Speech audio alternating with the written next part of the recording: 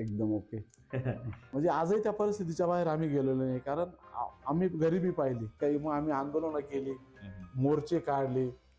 ज्यांच्याकडे सत्ता आहे ते सुद्धा ते एवढं काम करू शकलं नाही. मी एक कामगार आहे, त्या कामगाराप्रमाणेच मी आयुष्यभर माझं जीवन जगेन. मला दररोज 200-400 लोक भेटत असतात.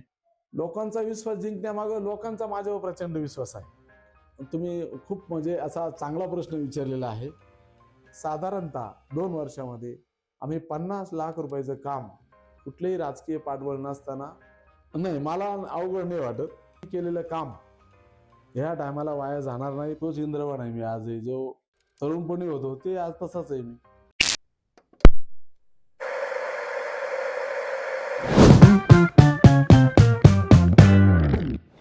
नमस्कार मित्रांनो, तुमचं स्वागत आहे मिरर टॉक्समध्ये. मी आहे समर आणि आज आपण अशा व्यक्तीला भेटणार आहे जे साध्या परिस्थितीतून वरती आलेत, जे मेहनतीने उभे राहिलेत आणि आज समाजासाठी सतत लढत आहेत, सतत झटत आहेत. नाशकातील ओळखले जाणारे सामाजिक कार्यकर्ते, लोकांशी त्यांची जोडलेली नाळ आणि विकासाची दृष्टी आणि संघर्षातून उभं राहण्याची ताकद. आज आपण त्यांचा संपूर्ण प्रवासात डोकावून पाहणार आहोत. तर मित्रांनो, स्वागत करूयात आजच्या आपले मान्यवर इंद्रभान उर्फ आप्पा सांगळे. नमस्कार. नमस्कार सर. सर, तुमचं मिरर टॉक्स मध्ये खूप खूप स्वागत आहे. कसे आहात? एकदम ओके.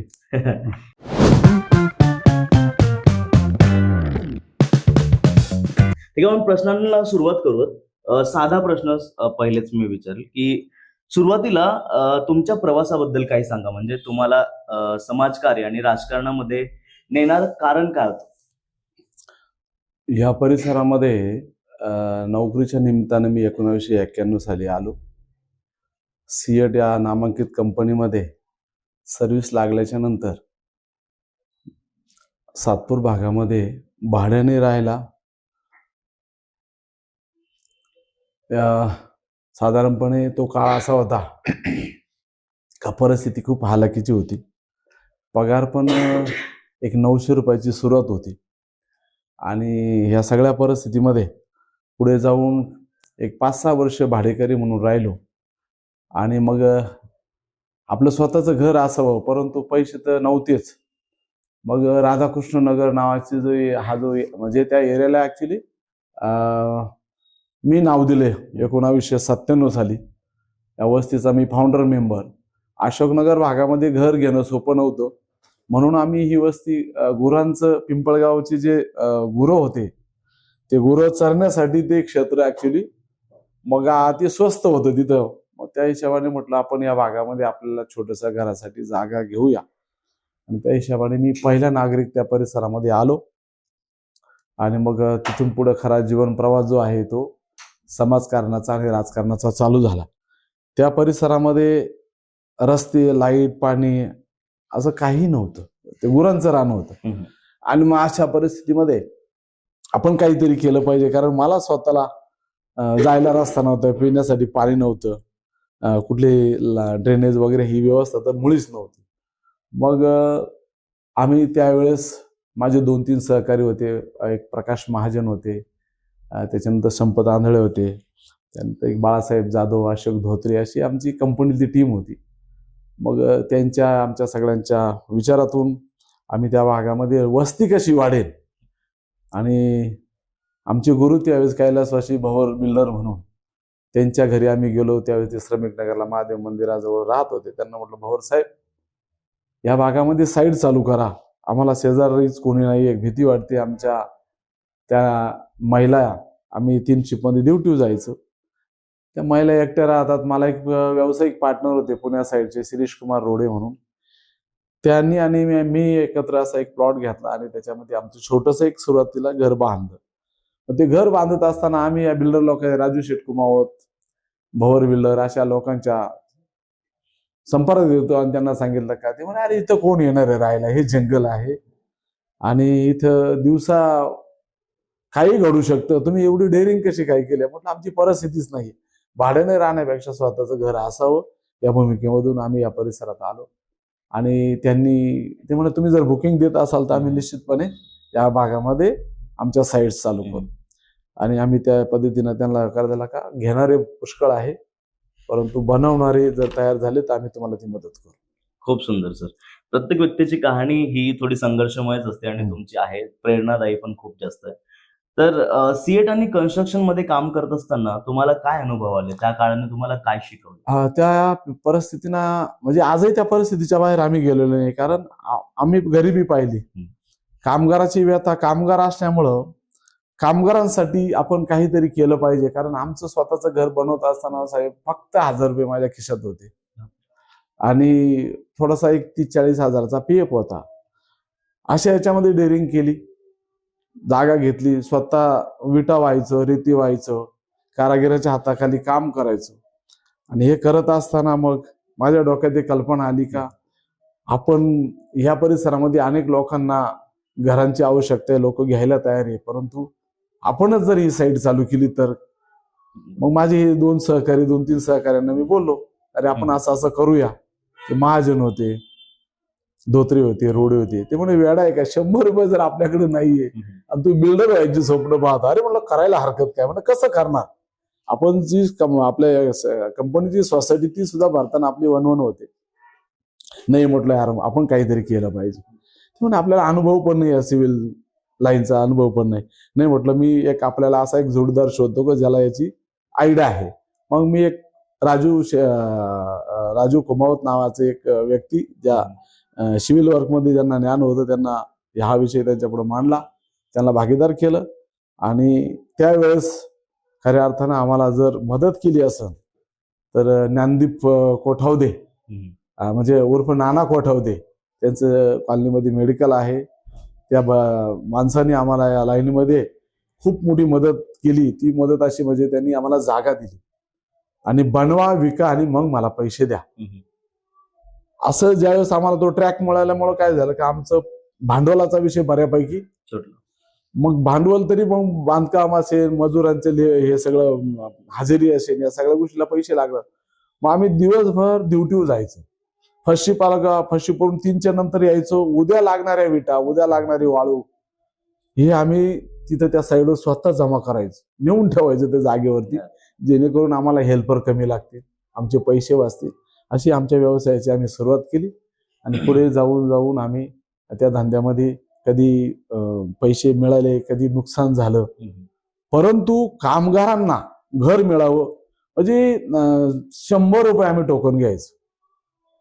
आणि त्यावेळेची सुरुवात आम्ही 90,000 रुपयाला रो हाऊस, तर हायेस्ट 1,30,000 रुपयाला. काय काळ काय होता तो, म्हणजे किती तो काळ होता 2001-2000चा असा काळ होता, म्हणजे 25 वर्षापूर्वीचा काळ होता. म्हणजे टोकन आज जे बिल्डर लोक 5-5 लाखाचं टोकन मागतात, त्यावेळेस आम्हाला 51 रुपये, 11 रुपये असं टोकन मिळायचं. आणि आपलं एकच स्वप्न होतं का आपण ज्या परिस्थितीतून आलो, प्रत्येक कामगाराची तीच परिस्थिती, आणि हा संपूर्ण भाग कामगार वस्तीतला आहे, आणि कामगारांचं घर व्हावं. आम्ही खूप ऍडजस्टमेंट करत करत मग ह्या सगळ्या गोष्टी व्यवसायात आलो. व्यवसायात येत असताना मग ते रस्ते, लाईट, पाणी या सगळ्या गोष्टींची गरज भासायला लागली. मग आम्ही त्याच्यातून राजकारणाकडे वळालो. ह्या सगळ्या गोष्टीसाठी आपल्याला कुठंतरी या मिळवण्यासाठी आपल्याला मात्र व्यवसायाच्या पलीकडे जाऊन समाजाची सेवा किंवा ह्या समस्यांसाठी आपण आंदोलन, या मागणीसाठी काही मग आम्ही आंदोलनं केली, मोर्चे काढले, त्यावेळेच्या पुढाऱ्यांकडे गेलो असेल. साधारणपणे त्यावेळेस दिनकर अण्णा ह्या भागामध्ये त्यांचं काम होतं.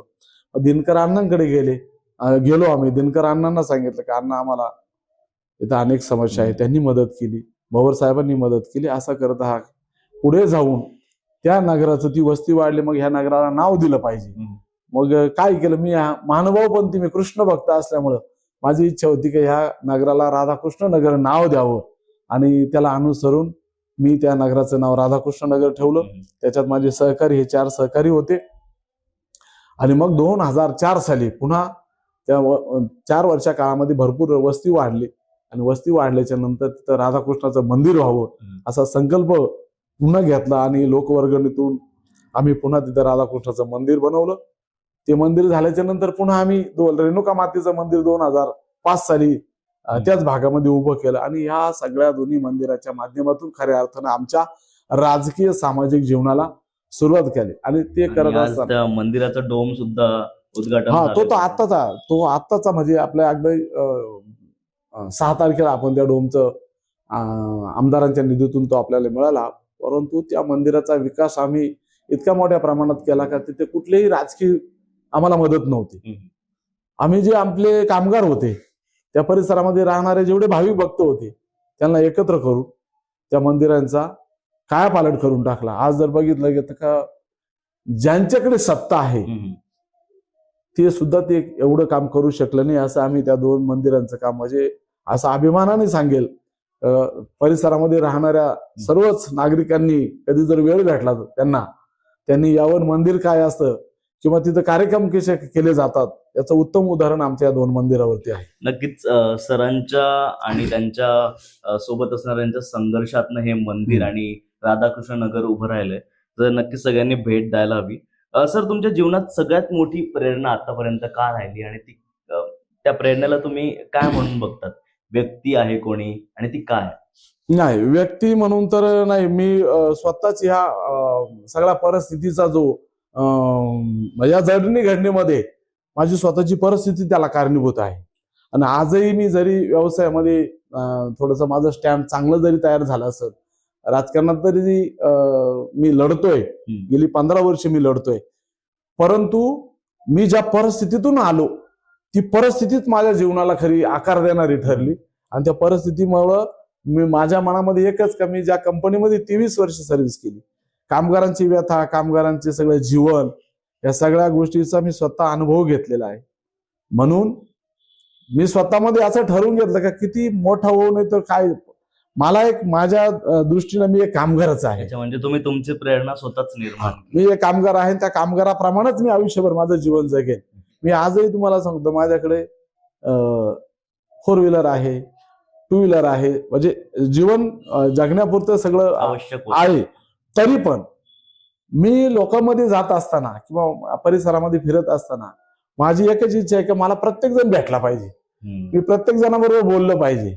मोठ्या गाडीत बसलो तर मी गाडी थांबवू शकत नाही, कारण ती थांबवण्यासाठी त्या जागेत तिथं तेवढं लगेच आपल्याला रस्ता उपलब्ध पाहिजे, तेवढी जागा उपलब्ध पाहिजे, ट्रॅफिकचा समय, या सगळ्या करत असताना मी फिरत प्रभागात असेल किंवा सातपूर पट्ट्यामध्ये फिरत असताना मी 2 व्हीलरचाच वापर करतो. आणि त्या 2 व्हीलरमुळे माझा फायदा असा होतो की मला दररोज 200-400 लोक भेटत असतात. मी त्या मिनिटाला त्यांना तिथं गाडी थांबवतो, त्यांची खुशाली विचारत असतो आणि अडचणी विचारत असतो. त्याच्यामुळं माझ्या जीवनामध्ये निश्चितपणे जो बदल किंवा जे काही आज मी हे करतोय त्याचा सगळ्यात मी माझ्या परिस्थितीतून हे सगळं करत असतो. अच्छा.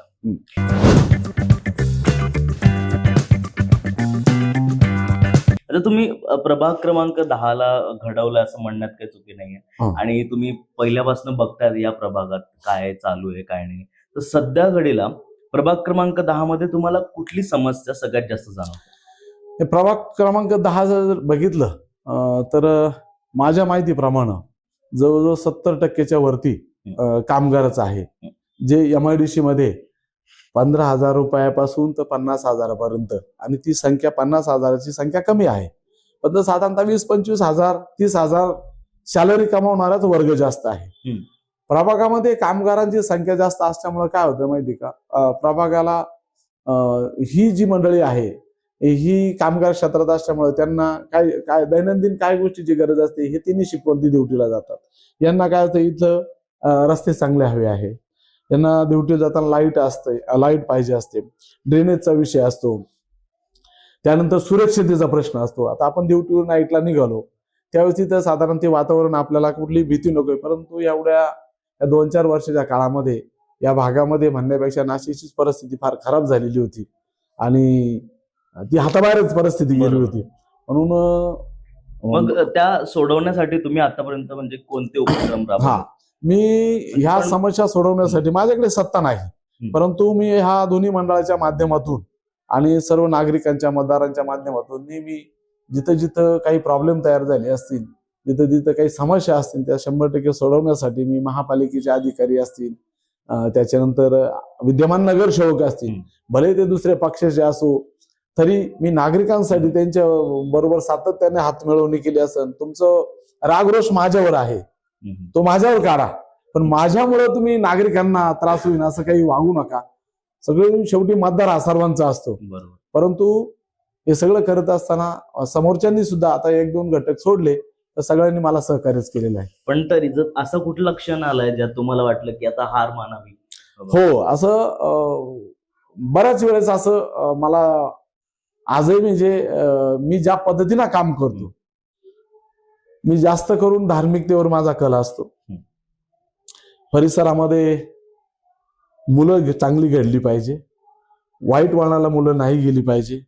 मग त्यासाठी हे मंदिर जे माध्यम माझं आहे, मी त्या मंदिराच्या माध्यमातून वर्षभर विविध धार्मिक कार्यक्रम करत असतो. मग महिलांसाठी पाठ असतील, कीर्तन असेल, भजन असेल, सप्ताह असेल, ह्या सगळ्या गोष्टी करण्यामागं माझा किंवा आमच्या मंडळाचा उद्देश असाच आहे. तरुण वर्ग हल्ली काय झालेला आहे का मोबाईल, टीव्ही ह्या सगळ्या दृष्टिकोनातून जर बघितलं तर धार्मिकतेकडे लोक आता फार कमी प्रमाण झालेलं आहे, कमी झालेलं आहे. परंतु आम्हाला अभिमान एवढं वाटतं की आम्ही ज्या मंदिराच्या माध्यमातून या परिसरात काम मध्ये हे 2च मंदिर नव्हे, आम्ही गणपती मंदिर असेल, जिथं जिथं मंदिराचं काम असेल, जिथे जिथं काही धार्मिक कार्यक्रम असेल, तिथं मी माझा मोलाचा वाटा मी त्या मंदिरामध्ये शेअर करत असतो. मग ते कुठलंही मंदिर असो, फक्त मला कळालं पाहिजे इथं काहीतरी धार्मिक कार्यक्रम आहे, चांगला आहे. आम्ही संस्कार केंद्र या ठिकाणी महिना चालवतो, सप्ते करतो, त्याच्यानंतर प्रवचन असते, कथा असते, सगळ्या या मंदिरात आम्ही करत असतो. म्हणजे फायटिंग स्पिरिट आहे तुमच्याकडे आणि फायटिंग स्पिरिट असणारेच लोक जग घडवतात. प्रत्येक गोष्ट आहे ना, मी अशा आज एक ना एक दिवस माझा येईल. समाजकारणाबरोबर राजकारणाची गरज तर आहेच आहे. आणि मी आतापर्यंत राजकारण करत असताना कुठल्याही याच्यावरती म्हणजे आपण काय म्हणू स्पर्धा म्हणून कधी पाहिलं नाही. आणि एखाद्याबरोबर मी लढलोय आणि माझं मतदान झालं, निकाल लागला, मी पराभव पत्करला.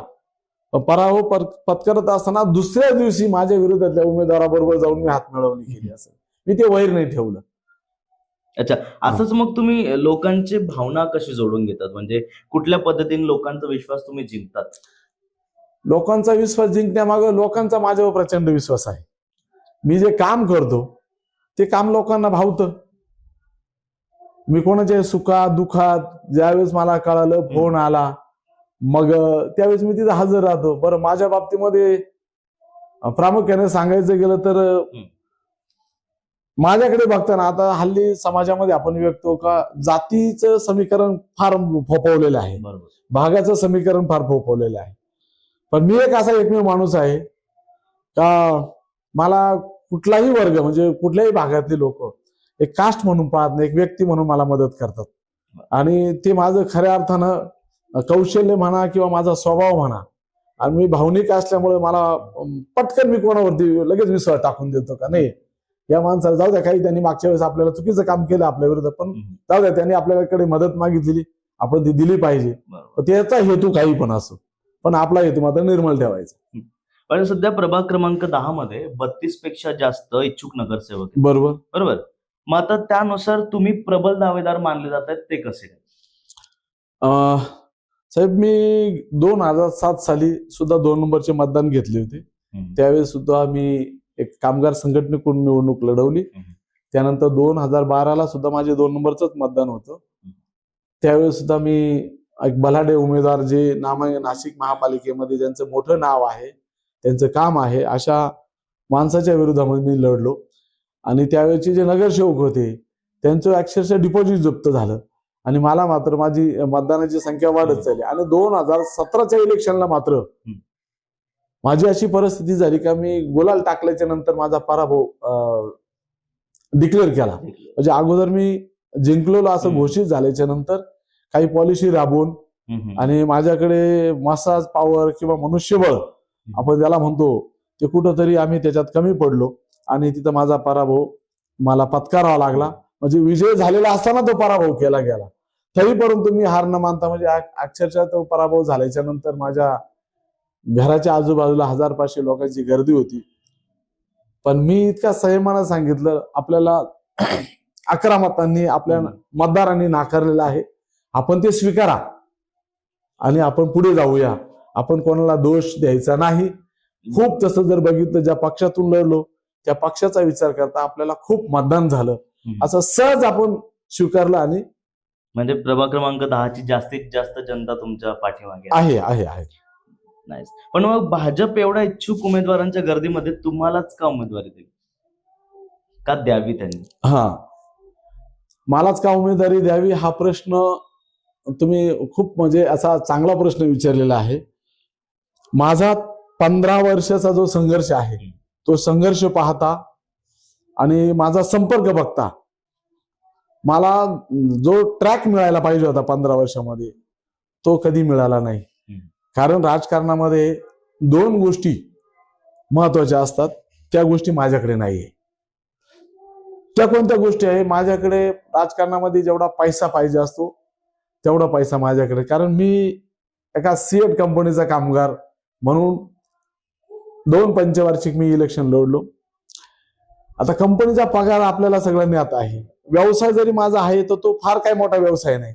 मी कंपनीला धरून म्हणजे ड्युटी करून काहीतरी छोटस आपल्या राशन पाण्यापुरतं उत्पन्न आपल्याला मिळालं पाहिजे अशा हिशोबाने मी ते काम करत आलो. आणि 2007चा जो पराभव माझा झाला तो पराभव ज्यांनी ज्यांनी मतदान केलं त्या लोकांच्या तर इतका जिव्हारी लागला, परंतु ज्यांनी बी नाही मतदान केलं ते सुद्धा म्हणले यार आमची चुकी झाली, आम्ही आमचं एक मतदान जर या माणसाला दिलं असतं तर हा माणूस निवडून आला असता. म्हणजे विरोधक सुद्धा हळहळायला लागले का असा पराभव म्हणजे क्वचित. आणि म्हणून मला असं वाटतं की माझं काम, माझा लोकांशी दांडगा संपर्क, माझी कामाची पद्धत, माझं लोकांमध्ये मिसळणं, लोकांच्या सुखदुःखामध्ये जाणं आणि माझ्या बाबतीमध्ये कुठल्याही प्रकारचा हा या भागातला हा या जातीचा हे समीकरण मला लागूच होत नाही. आणि मी विशेषतः सगळ्या मतदारांचे नेहमी धन्यवादच मानत आलेले का तुम्ही खरोखर माझ्यासाठी एवढं 15 वर्ष म्हणजे 15 वर्षापूर्वी जे लोक मला मतदान करत होते, जे माझ्या बरोबर फिरत होते ते आजही फिरताय. नाही तर सातत्यानं लोक काय म्हणतात यार मत वाया गेलं, माझं मत वाया गेलं, आता नाही बघा. परंतु माझ्या बाबतीमध्ये ती परिस्थिती नाही. आम्ही आता प्रचार करत असताना लोक, मी कोणालाही काही देत नाही कारण देण्यासारखी तेवढी आर्थिक मी सक्षम नाही. तरी आपली ड्युटी सांभाळून ज्याची फर्स्ट शिप येतो 3च्या नंतर मला फोन करतो आपण किती वाजता बाहेर जायचे, किती वाजता लोकांमध्ये जायचे. ज्याची सेकंड येतो म्हणतो मी 9 वाजता येतो, आज आपल्याला कुठल्या भागामध्ये जायचे. मग त्या महिला असतील, मुलं असतील, हे सगळं माझ्या बरोबर असतात. आम्ही ह्या 2 वर्षामध्ये आमच्या परिसरामध्ये, आता प्रभाग म्हणजे हा संपूर्ण परिसर आहे, पण त्यातल्या त्यात ज्या भागात मी राहतो त्या भागामध्ये साधारणतः 2 वर्षामध्ये आम्ही 50 लाख रुपयाचं काम कुठलेही राजकीय पाठबळ नसताना लोकवर्गणी, माझं स्वतःचं योगदान आणि माझ्या सगळं भाविक नागरिकांचं मदतीच्या हिशोबाने आम्ही 2 मंदिरं ह्या चालू वर्षामध्ये या आमच्या परिसरामध्ये उभी केली. आणि म्हणून मला एक माझ्याकडे बघताना लोक एक धार्मिक माणूस आहे बा, कुठल्याही प्रकारचं याच्याकडे चुकीचं काम होत नाही म्हणून सातत्यानं सगळे. आणि विशेषतः महिला प्रचंड, कारण त्यांना अपेक्षित मंदिरं, त्यांना अपेक्षित, त्या महिलांचं कसं असतं, पुरुष माणसं जे असतात ती ड्युटीमध्ये अडकलेले असतात, ते त्यांच्या कामामध्ये मग्न असतात. परंतु महिलांना महादेवाच्या भक्तीकडे एवढ्या 1-2 वर्षामध्ये खूप मोठ्या प्रमाणामध्ये भाविक भक्तांचं ओघ आणि मग ते मंदिर असावं आणि त्यांच्या मागणीनुसार आम्ही या भागामध्ये 3 मंदिरं चालू वर्षामध्ये माझ्या हातून महादेवाची सगळ्यांच्या सहकार्यानं उभी राहिली. वा वा वा.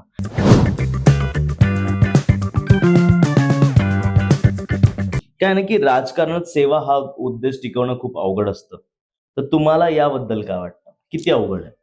नाही, मला अवघड नाही वाटत. एक वर्ग असा आहे परंतु तो कमी प्रमाणामध्ये आहे आणि त्या याच्यातून आम्ही म्हणजे धार्मिकच करा असं काही नाही. आता हा झाला एक धार्मिकतेचा पाठ. दुसरा पाठ आहे नागरिकांच्या काही समस्या असतात. आता त्या समस्या वेगवेगळ्या प्रकारच्या असतात. कोणाची रस्त्याची समस्या आहे, कोणाची ड्रेनेज लाईन आहे, कोणाचं हॉस्पिटलचं काम आहे, कोणाचं पोलीस स्टेशनचं काम आहे. असे असंख्य जे कामं असतात. नागरिकांना नुसतं देवधर्म करून काही पोट भरत नाही. बरोबर. जीवन जगत असताना अनेक समस्या असतात. तर मग त्या समस्या सोडवण्यासाठी अडी अडचणी आल्याच्या नंतर ते माझ्याकडे त्या आशेने बघतात. त्यांना कोणाला पोलीस स्टेशनची मदत लागली मी जातो, दवाखान्याचा विषय असेल तिथे मी मदत करतो. त्याच्यामुळं असं काही नाही की बा आपण एकच काम करतो, असं काही नाही. आपण हा पण मार्ग किंवा ह्याच्या सुद्धा आपण आवाज उठवत असतो, सतत आवाज उठवत असतो, अन्यायाविरुद्ध सुद्धा आवाज उठवत असतो. मध्यंतरी मुलांचा उपद्रव फार वाढलेला होता. तर त्यावेळेला सुद्धा आपण भीती नाही बाळगली का बा आपल्याला काही करतील का किंवा काय जी सत्य परिस्थिती ती मांडायला काय हरकत नाही. आणि कोणीतरी लागतोच. प्रत्येक जण जर घाबरला नाही नाही माझ्यावर अटॅक होईल, मी टार्गेट होईल, मग ह्या लोकांनी जायचं कोणाकडे जायचं? मग तुम्हाला मतदान मागायला तुम्ही यांच्याकडे जाता, मग यांच्या समस्या सोडवण्यासाठी जर आपण उभं राहिलं तर ते मग आपल्याला विचारणारच नाही ना. म्हणून आपण सगळ्या समस्यामध्ये मतदारांबरोबर किंवा नागरिकांबरोबर आपण उभं असतो. तरुणांनी राजकारणात यावं असं तुम्ही दरवेळेस म्हणतात, अनेकदा म्हणालेत, तर असं का? म्हणजे तुम्हाला असं का वाटतं? तरुणांकडे ना काय झालेलं आहे, ज्येष्ठ जे लोक आहे, आता मी माझं उदाहरण सांगतो. आता माझं रनिंग चालू आहे 58 वर्ष. 58 वर्षाचं वय चालू असताना माझा जो राजकारणाचा किंवा समाजकारणाचा जो अभ्यास आहे, तो अभ्यास मला फार काळ लागला तो त्याच्यामध्ये प्रत्यक्ष मला अनुभव घेता. पण हल्लीची जी पिढी आहे ही सोशल मीडियामुळं फार पुढे गेलेली आहे. मग या पिढींना काय असतं, राजकारणाकडे जर तरुण वर्ग आला, त्यांचे विचार, त्यांना करण्याची जी उमेद आहे, ह्याच्यामुळे मला असं वाटतं का जास्त करून राजकारणामध्ये तरुण मुलांनी आलं पाहिजे. पण राजकारण कुठल्याही स्वरूपाचं असो, ते ग्रामपंचायत असो, एखाद्या मंडळाचा पदाधिकारी असो, नगरसेवक असो, या सगळ्यामध्ये तरुण मुलांनी आता म्हणजे सक्रिय होणं ही काळाची गरज झाली. लोकप्रतिनिधी म्हणून तुम्हाला सत्ता की सेवा, तुमच्या नजरेत त्याचा खरा अर्थ काय? लोकप्रतिनिधी जर म्हटलं तर सत्तेशिवाय सेवा होत नाही, सत्ता तर लागतेच. बऱ्याच आता गोष्टी अशा आहे का, मी ज्यावेळेस वेगळ्या पक्षात काम करत होतो त्यावेळेस आम्हाला कुठलाही निधी मिळत नव्हता. मग लोक तरी किती पैसे देणार, प्रत्येक वेळेस किती देणार, किंवा मी पण किती वेळेस, तेवढं उत्पन्न नाही. आपल्या उत्पन्नाचे स्रोत फिक्स आहे, आपण 2 नंबरचे उत्पन्न नाही आपलं. मग अशा वेळेस आहे ना, आपल्याला सत्तेची पण गरज असते, कारण सत्तेमुळेच आपल्याला सगळ्या गोष्टी मिळत असतात. आता ताजं उदाहरण द्यायला गेलं, हे 2 मंदिर उभे केले आणि आता आम्हाला डोम जो मिळाला तो केवळ सत्तेमुळे मिळाला. ज्यावेळेस आम्ही सत्तेबरोबर गेलो, एक शब्द टाकला, ताई असं असं आहे, आम्हाला आमच्या परिसरामध्ये कार्यक्रम, अनेक धार्मिक कार्यक्रम, पण जागा अपूर्ण पडते, प्रत्येक वेळेस आम्हाला 1,00,000-2 लाख रुपये मंडप, स्टेज या सगळ्या गोष्टीला लागतात. जर आपण इथं सभा मंडप दिला तर आमचा तो प्रश्न किंवा ते आमचे लाख रुपये दरवर्षी वाचतील. ते वाचणारे पैसे जे आहे ते आम्ही पुढे दुसऱ्या तरी कुठल्या तरी धार्मिक कार्यावरती खर्च करू. त्या अनुषंगाने आमदारताईंनी आम्हाला लगेचच सभा मंडप मंजूर केला आणि 4 महिन्यामध्ये सुंदर तो पूर्ण केला. म्हणून सत्ता जी आहे, सत्ता खूप गरजेची असते. सत्तेमुळे कामं होतात, सत्तेमुळे अनेक प्रश्न सुटले जातात. आणि नुसती सामाजिक म्हटलं, सेवा म्हटलं तर त्याच्यामध्ये आपण 100% अडचणीत येतो का, जे मी 15 वर्ष बघितलं.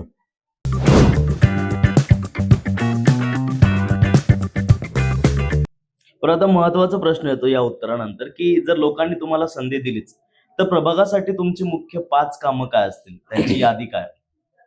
सर्वात महत्वाचं म्हणजे नागरिकांच्या ज्या दैनंदिन गरजा आहे, गरजा म्हणजे समस्या, चांगले रस्ते दिले पाहिजे. ड्रेनेजच्या व्यवस्था काही भागामध्ये अतिशय खराब आहे. विशेषतः आमचा जो भाग आहे, 10 नंबरचा जो प्रभाग आहे, आम्ही प्रभागाच्या महापालिकेच्या शेवटच्या टोकाला, जिथं महापालिकेची हद्द संपते, त्याच्यामुळे आमच्या भागामध्ये बरेच अजून गुंठेवारी असेल, हिंदी शाळा परिसर असेल, विश्वासनगर हा जो परिसर आहे, या परिसरामध्ये अजूनही ड्रेनेजच्या फार समस्या आहे. तुम्ही बघितलं तर ओपन ड्रेनेज वाहत आहे. गुंठेवारी परिसरामध्ये रस्त्याच्या मोठ्या समस्या आहे, पाण्याच्या समस्या आहे. दुसरी गोष्ट, त्यांना जे पाणी दिलं जातं ते कमर्शियल रेटनं दिलं जातं. जे सामान्य नागरिकाला 160 रुपये महिना असेल, 150 रुपये महिना, तिथं मात्र तो 650च्या वरती. बरं, ती वस्ती जी आहे गरिबांची वस्ती आहे. बरोबर. आणि त्या गरिबांची तिथं त्यांनी का घेतलं का, त्यांची महापालिका हद्दीमध्ये जे घरांच्या किमती आहे त्यांच्या बजेटमध्ये नाही. म्हणून तो कामगार कुठेतरी छोटीशी 2-4 लाख रुपयाची छोटीशी जागा घेऊन आपलं स्वतःचं घर व्हावं. काही असे प्रत्येक कुटुंबात, प्रत्येक एरियामध्ये अशी हुशार मुलं आहे, परंतु राहण्याची व्यवस्था छोटी असल्यामुळं कुटुंब वाढलेलं आहे, घरामध्ये 5-5, 6-6 माणसं आहे. मग या मुलांना अभ्यास करण्यासाठी जागा उपलब्ध नाही. मग माझा संकल्प असा आहे की ह्या तरुण मुलांसाठी, हुशार मुलांसाठी, मुलींसाठी अभ्यासिका व्हावी. प्रत्येक भागात, प्रत्येक नगरात एक अभ्यासिका महापालिकेचा जो भूखंड असेल तिथं महापालिकेच्या माध्यमातून अभ्यासिका व्हावी, जेणेकरून हुशार विद्यार्थी तिथं आपलं भविष्य घडू शकतील, तिथं ते अभ्यासाला येऊ शकतील, असा एक माझ्या मनातला एक संकल्प आहे. दुसरी गोष्ट आहे, आज शरीर म्हणजे मोठी संपत्ती झालेली आहे. बरोबर. अनेक ठिकाणी मुलं त्यांना व्यायामासाठी व्यायामशाळा नाहीये, परवडत नाहीये. मग प्रत्येक भागामध्ये उदाहरणार्थ आता प्रभाग 10 मध्ये पिंपळगाव बहुला नावाचे गाव आहे. त्या गावामध्ये अनेक पैलवान आहे, परंतु त्यांना अशी चांगली व्यायामशाळा नाही, साहित्य नाहीये. मग ह्या सगळ्या पैलवानांसाठी किंवा ह्या मुलांसाठी आपण कुठेतरी त्यांना ती जागा उपलब्ध करून ती व्यायामशाळा आपण बनवली पाहिजे, जेणेकरून त्या पैलवानांना, त्या मुलांना त्याचा कुठेतरी त्यांच्या याच्यामध्ये उपयोग होईल, असा एक माझा त्याच्यामध्ये दृष्टिकोन आहे किंवा माझ्या मनातला संकल्प आहे. मग या महिलांसाठी प्रत्येक भागामध्ये एक योगा हॉल बनला गेला पाहिजे, जेणेकरून त्या आपल्या शरीरासाठी त्या तिथं योगा करू शकतील. हॉल असावा, जसा एक हॉल आता गणेश बोलकर यांनी मौल्य हॉलच्या पाठीमागं महिलांसाठी हॉल बनवलेला आहे, तसाच हॉल या भागासाठी असावा असं मला वाटतं. अच्छा. तर तुम्ही पाण्याचा प्रश्न घेतलाय. नाशिकमध्ये गंगापूर डॅम 90% भरला गेला, हो, तरी पण सातपूर या विभागाला पाणीच नाही येत, असं का होतं? आता याच्यामध्ये जे आहे त्यात प्रामुख्याने माझ्या ते लक्षात जे आलेलं आहे, वस्ती ह्या ज्या लाईनी आहे, ह्या लाईनी फार जुन्या आहेत. मग ते त्यावेळेस असं समजायचं का 100 घरं होती, आज ती 1000 घरं झालेली. त्या लाईनी बदलल्या गेल्या पाहिजे.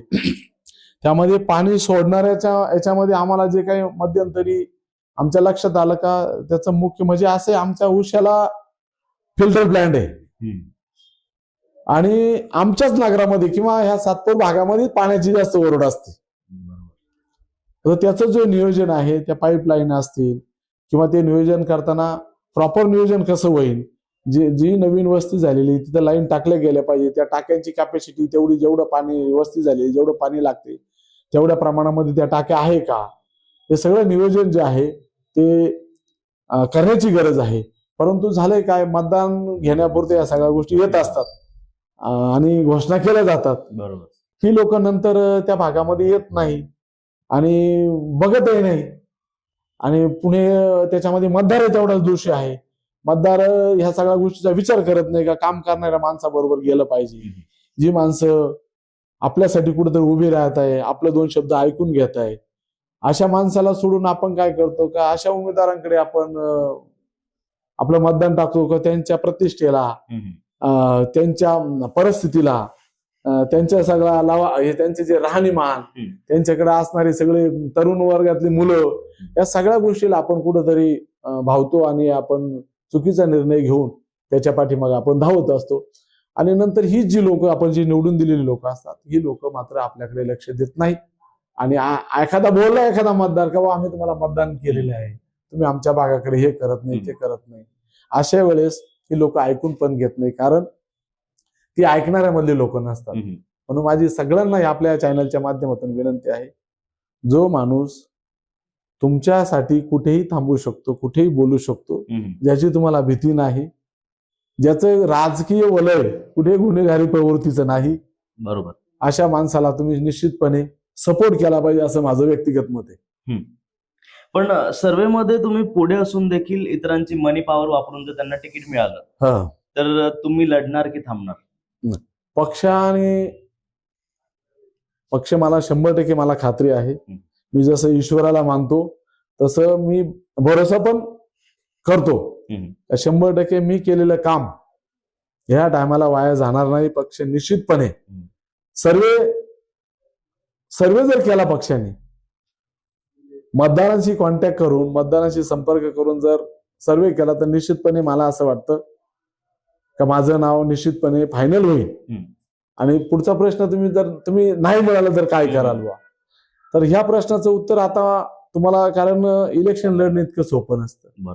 बरं, माझी काही पहिली टर्म नाही, मी गेली 15 वर्ष लढतोय, पण मी हार मानत नाही. मी पुन्हा जोमाने उभा राहतो. मी 365 दिवस काम करणारा माणूस आहे. मी थांबत नाही. हारलो म्हणून थांबलो आणि संपर्क सोडून दिला हा प्रकार माझ्या बाबतीमध्ये नाही.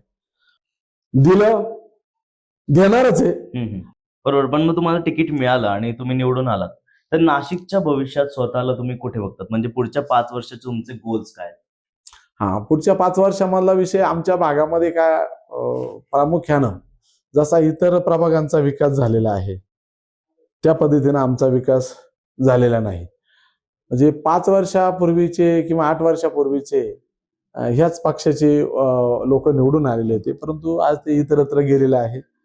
आणि उमेदवारांनी आपला आपला परिसर, समजा आता मी श्रमिक नगर, राधाकृष्ण नगर, विश्वासनगर परिसरामध्ये माझं प्राबल्य, मी राहतो, माझा संकल्प तिथला असल्यामुळं प्रत्येक उमेदवार काय करत असतो का आपल्या भागामध्ये काय काय अडीअडचणी, काय नवीन केलं पाहिजे अशा करत असतो. आणि मतदान घेताना मात्र पूर्ण प्रभागाचं घेतो, पण काम करताना मात्र आपल्या जवळचं करतो. अशी परिस्थिती मी आपल्या याच्यात होऊ देणार नाही. मी समान म्हणजे सगळ्याच भागात जिथे जिथे ज्या ज्या गोष्टीची गरज आहे त्या गोष्टी करण्याचा 100% प्रयत्न करत, कुठेही भेदभाव करणार नाही. माझ्या घरा शेजारीच रस्ते झाले पाहिजे आणि अशोकनगरला मात्र रस्ता नकोय किंवा ते आता त्यांची गरज संपलेली आहे, असा कुठलाही प्रकार माझ्या बाबतीत होणार नाही की मी मतदारांच्या बाबतीत करणार. हे झालं प्रभागाबद्दल तुमचं.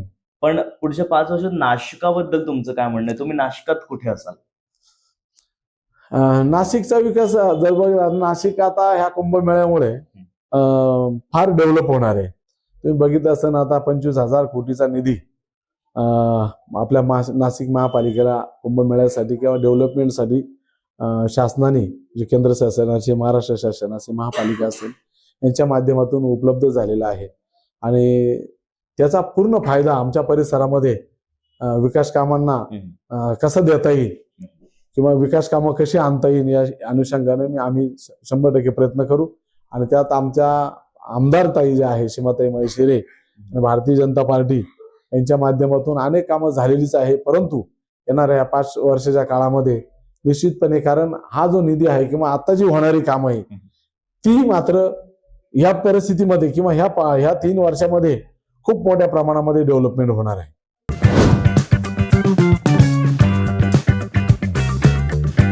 असा कोणता अनुभव आहे ज्याने तुम्हाला आजचे आप्पा बनवले?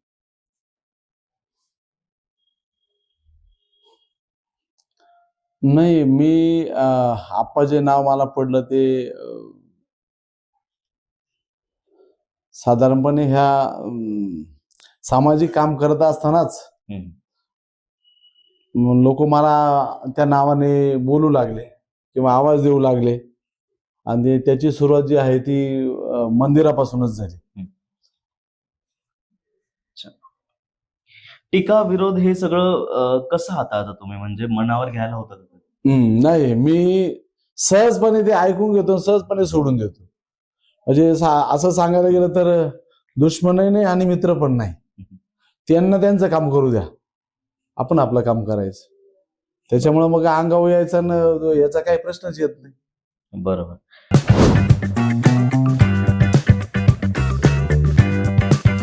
आपण एक छोटासा रॅपिड फायर घेऊयात सरांसोबत. तुम्हाला प्रश्न विचारेल, त्याचं तुम्हाला पटकन उत्तर द्यायचं. तुमचा आवडता नेता? अर्थात आता नरेंद्र मोदीजी. अच्छा. संधी मिळाली तर कोणता निर्णय लगेच बदलाल? संधी मिळाली तर आम्हाला खऱ्या अर्थानं जे आमच्या परिसरामध्ये आहे ना, रस्त्याची एक डीपी रोडचा विषय आहे, त्या रोडसाठी मी निश्चितपणे वारंवार आणि नेहमी भांडत राहणार किंवा त्याच्या विरुद्ध आवाज उठवणार.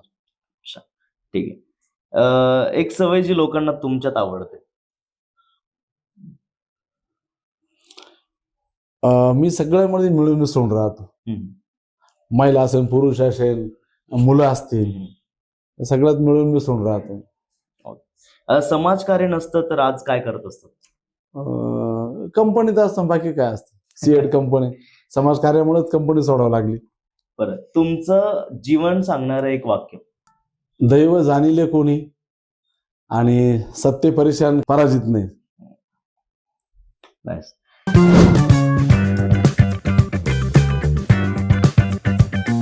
तर मिरर रिफ्लेक्शन मुवमेंट असतो आमच्या पॉडकास्टमध्ये एक. तर त्याचा शेवटचा आणि एक महत्वाचा प्रश्न, की आजच्या या क्षणी आरशासमोर उभं राहून तुम्ही तुमच्या तरुणपणातील इंद्रभानला काय सांगाल? काही नाही, माझ्यात तर काही बदल झालेला नाही. तोच इंद्रवाण आहे मी आजही. जो तरुणपणी होतो ते आज तसाच आहे मी. माझ्यात मी बदल नाही केला. वा वा, सुंदर. तर सर, तुमचा वेळ आणि तुमचा अनुभव नक्कीच आमच्या प्रेक्षकांसाठी खूपच महत्वाचा ठरलाय. तुमच्या पुढच्या प्रवासासाठी मिरर टॉक्स कडून तुम्हाला शुभेच्छा. धन्यवाद. मित्रांनो, आजची चर्चा तुम्हाला नक्कीच आवडली असणार आहे आणि विचार करायला लावणारी अशी ही चर्चा होती. अशाच प्रेरणादायी व्यक्तिमत्वाला आपण भेटत राहूयात. तोपर्यंत check the mirror, find the review. नमस्कार.